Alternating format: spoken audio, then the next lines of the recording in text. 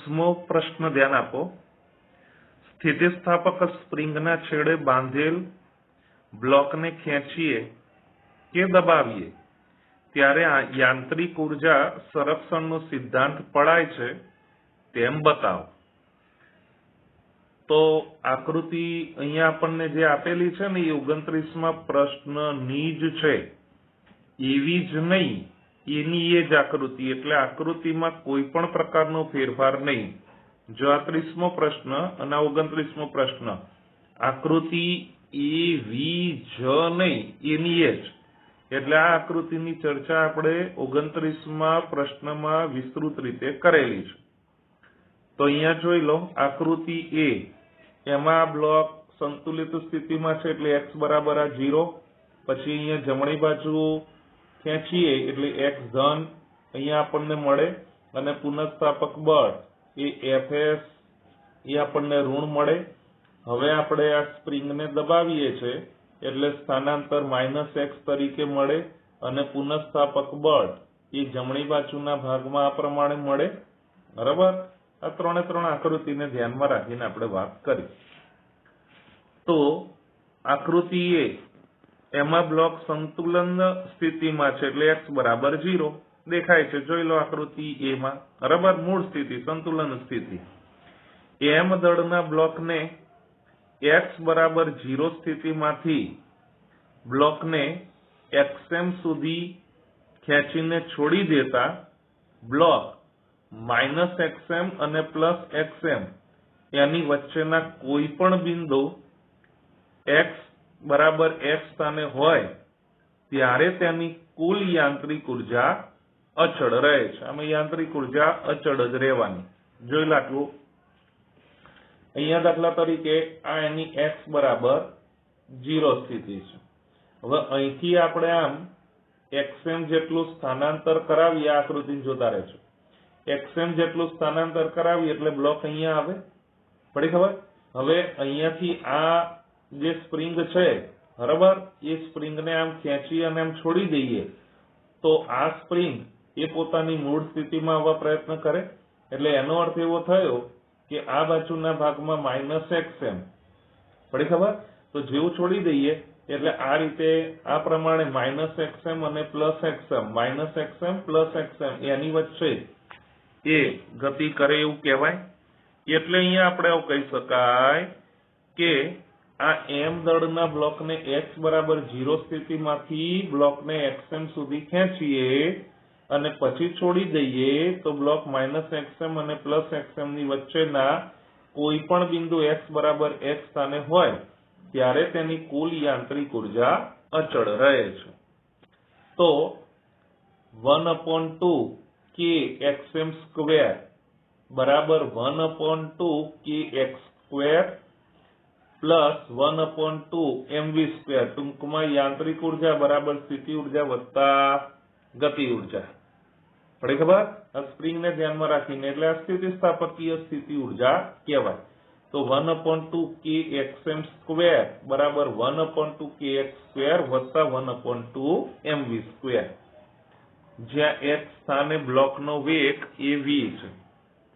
હવે બ્લોકના મૂળ સ્થાન x બરાબર 0 પાસે તેની ઝડપ એ મહત્તમ હોય છે, તેથી ગતિ ઊર્જા પણ મહત્તમ મળે છે। તો અહીંયા આપણે કહી શકાય કે x બરાબર 0 એટલે x બરાબર 0 એટલે આ 0 થયું, તો ત્યારે આ જે એની ઝડપ છે ને મહત્તમ બને એટલે 1/2 m એ 1/2 m vm² બને, बराबर 1/2 kxm², જ્યાં vm એ શું છે તો મહત્તમ ઝડપ છે। આમાંથી vm એને સૂત્રનો કર્તા બનાવીએ એટલે vm² બરાબર 2 ને જમણી બાજુ લઈ જઈએ એટલે 2 અને 2 કેન્સલ એટલે 1/2 એ કેન્સલ થઈ ગયા। પછી m ને આમ છેદમાં લઈ જઈએ એટલે k/m xm²। આનું આપણે વર્ગમૂળ કરીએ એટલે vm બરાબર √k/m xm આપણને મળે। જોઈ લો આનું વર્ગમૂળ એટલે vm બરાબર √k/m xm। હવે અહીંયા √k/m નહીં પણ ખાલી k/m એનું પારિમાણિક સૂત્ર T-2 છે। આવું કેમ થાય એ ધ્યાન આપી લઈશું। આ m એ તો દળ છે ને અહીંયા, આ ધ્યાન આપો। હવે k એટલે બળ અચળાંક, બળ અચળાંકનો એકમ તમને ખબર કે F બરાબર પેલું -kx હતું ને 29માં પ્રશ્નમાં, તો k ને સૂત્રનો કર્તા બનાવીએ એટલે F/x થાય, એટલે ન્યૂટન પ્રતિ મીટર થાય। તો k નો એકમ કયો થયો કહેવાય? ન્યૂટન પ્રતિ મીટર।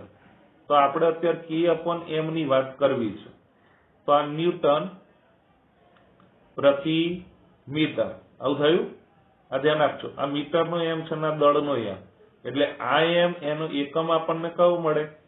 કિલોગ્રામ મળવાનો। સમજ પડી? હવે ન્યૂટન એટલે F બરાબર ma, તો આ F એટલે તો ન્યૂટન, અને એને સમીકરણના સ્વરૂપમાં ma આવ્યું તો m એ દળ છે ને એ એટલે પ્રવેગ।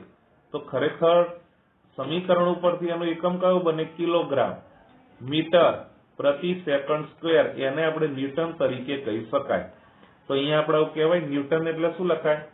કિલોગ્રામ મીટર પ્રતિ સેકન્ડ સ્ક્વેર, જોઈ લો ન્યૂટન ની બરાબર, અને આ કિલોગ્રામ મીટર એ તો હતું જ, તો અહીંયા કિલોગ્રામ એ કેન્સલ થઈ ગયું, મીટર કેન્સલ થઈ ગયું, એટલે 1/સેકન્ડ સ્ક્વેર રહે, એટલે અહીંયા (10⁻²) તેનું પારિમાણિક સૂત્ર લખવું હોય તો T-2, એટલે આ T-2 આવ્યું, બરાબર। કોનું પારિમાણિક સૂત્ર? k/m, એટલે આ √k/m છે ને એની જગ્યાએ શું લખવાનું? k/m, હો, વર્ગમૂળ નહીં। પડી ખબર? આ ધ્યાન રાખી લેજો। ક્લિયર? આવડી જાય ને? હા, પછી આનું વર્ગમૂળ આપણે કરીએ ને, તો વર્ગમૂળ કરીએ એટલે (1/2) થાય, એટલે T-1 થાય, એટલે √k/m નું વર્ગમૂળ કરવું હોય ને તો T-1 થાય। આ ધ્યાન રાખી લેજો, જોઈ લો, બરાબર। વર્ગમૂળ કરીએ આનું, આ વર્ગમૂળ કરી, તો આ T-2 એનું વર્ગમૂળ કરવું પડે, એટલે 1/2, એટલે T-1 થાય। સમજ પડી? ક્લિયર આટલું? ઓકે, હવે આગળ વધીએ। તેથી Vm એનું પારિમાણિક સૂત્ર એ √k/m xm એના પારિમાણિક સૂત્ર જેવું છે। તો Vm એટલે તો વેગ, તો એનો એકમ મીટર પ્રતિ સેકન્ડ, તો એનું પારિમાણિક સૂત્ર m0L1T-1। સમજ પડી? તો હવે એનું પારિમાણિક સૂત્ર આના જેટલું જ છે, એટલે √k/m × xm। પડી ખબર? તો √k/m હમણાં મેં ચર્ચા કરી ને, તો આનું પારિમાણિક સૂત્ર √k/m નું શું થાય? તો T-1, અને xm એટલે અંતર, તો એનું L1, અને આ m0, તો થઈ ગયું m0L1T-1। તો એ જ આ Vm નું પારિમાણિક સૂત્ર થયું એવું કહેવાય। પડી ખબર? આમ ગતિ ઉર્જાનું સ્થિતિ ઉર્જામાં અને સ્થિતિ ઉર્જાનું ગતિ ઉર્જામાં રૂપાંતર થાય છે, પણ એ દરમિયાન કુલ યાંત્રિક ઉર્જા તો અચળ જ રહે છે। હંમેશા યાંત્રિક ઉર્જા તો કેવી રહેવાની? અચળ જ રહેવાની। પડી ખબર? ક્લિયર? ઓકે, એની પછી 31મો પ્રશ્ન ધ્યાન આપો। સ્પ્રિંગના છેડે બાંધેલ બ્લોકની ગતિ માટે જુદા જુદા સ્થાને યાંત્રિક ઉર્જા, સ્થિતિ ઉર્જા અને ગતિ ઉર્જા વિરુદ્ધ સ્થાનાંતરનો આલેખ દોરો। 29 અને 30 એ બંને પ્રશ્નનું તારણ એટલે આ 31મો પ્રશ્ન, બરાબર। એટલે ટૂંકમાં નવી કોઈ વાત નથી, આગળના પ્રશ્નને જ અહીંયા આપણે આગળ વધારવાનો, બરાબર, એનો જ આપણે ઉપયોગ કરવાનો। તો સ્પ્રિંગના છેડે બાંધેલ બ્લોકના મહત્તમ સ્થાનાંતર xm 0 અને વચ્ચેના બિંદુઓ માટે યાંત્રિક ઉર્જા એનું સમીકરણ E બરાબર 1/2kxm²। 30મા પ્રશ્નમાં આની વાત થઈ। સ્થિતિ ઉર્જાનું સમીકરણ Vx બરાબર 1/2kxm² અને ગતિ ઉર્જાનું સમીકરણ k બરાબર 1/2mvm²। સંતુલન સ્થિતિ એટલે કે x બરાબર 0 સ્થાને ઝડપ મહત્તમ હોય, તેથી ગતિ ઉર્જા મહત્તમ હોય, એટલે કે 1/2 mvm² બરાબર 1/2 kxm². આટલે સુધીની વાત એ આપણે 30મા પ્રશ્નમાં કરી એની એ જ વાત એ અહીંયા આપણે કમ્પ્લીટ કરેલી છે, નવી કોઈ વાત નથી. તો એને એક કોષ્ટક ટાઈપનું આપણે તૈયાર કરીએ. તો જો સ્થાનાંતર xm હોય તો ગતિ ઉર્જા એ 0 હોય, કેમ કે મહત્તમ સ્થાને એ સ્થિર થઈ જાય પદાર્થ, એટલે ગતિ ઉર્જા એ 0 અને સ્થિતિ ઉર્જા એ મહત્તમ થાય. સ્થિતિ ઉર્જા 1/2 kx², પણ મહત્તમ સ્થાને આપણને શું મળે? 1/2 kxm². અને કુલ યાંત્રિક ઉર્જા તો મહત્તમ રહેવાની જ, આ મહત્તમને ધ્યાનમાં રાખીને. પછી સ્થાનાંતર જો 0 હોય તો ગતિ ઉર્જા આપણને કેવી રહેવાની? મહત્તમ, એટલે 1/2 mvm². પણ xm બરાબર 0 એટલે x બરાબર 0 એટલે 0 થઈ ગયું, પણ યાંત્રિક ઉર્જા તો મહત્તમ જ રહે.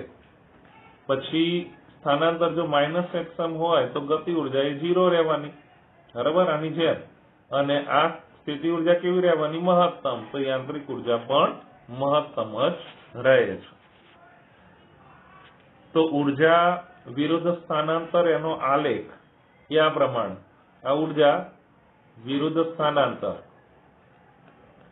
ઉર્જા વિરુદ્ધ સ્થાનાંતર ઉપરના કોષ્ટકને પણ ધ્યાનમાં રાખજો. જો અહીંયા આ ગતિ ઉર્જા, સ્થિતિ ઉર્જા અને યાંત્રિક ઉર્જા, હવે આ જે આલેખ છે ને, આ આલેખ એ યાંત્રિક ઉર્જાનો છે, એ તો મહત્તમ જ રહેવાનો ગમે તે સ્થિતિમાં જોઈ લો, બરાબર, એટલે મહત્તમ. હવે અહીંયા ગતિ ઉર્જા માટે શું છે? જો xm હોય ત્યારે ગતિ ઉર્જા એ 0 થાય અને -xm હોય ત્યારે ગતિ ઉર્જા એ 0 થાય. અને ત્યારે અહીંયા આપણી પાસે આ સ્થિતિ ઉર્જા આ પ્રમાણે મહત્તમ મળે.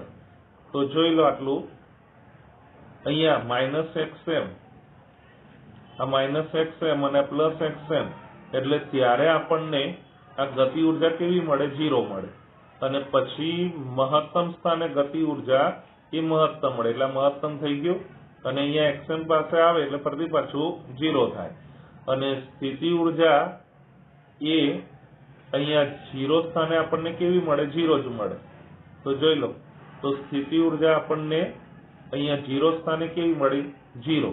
એટલે આ જે આલેખ છે ને એ સ્થિતિ ઉર્જાનો, બરાબર. જો ફરીથી આ ગ્રીન છે ને એ સ્થિતિ ઉર્જાનો, બરાબર. આ રેડ છે ને આ ગતિ ઉર્જાનો. ગ્રીન એ સ્થિતિ ઉર્જા, આ રેડ છે એ ગતિ ઉર્જા, અને આ બ્લુ છે ને એ યાંત્રિક ઉર્જા. પડી ખબર? સ્થિતિ ઉર્જા, ગતિ ઉર્જા અને આ યાંત્રિક ઉર્જા. સમજ પડી? આ પ્રમાણે અહીંયા આપણને મળે. એ ઉપરના કોષ્ટક ઉપરથી આવો આલેખ આપણે તૈયાર કરી શક્યા. સમજ પડી? ક્લિયર? ઓકે.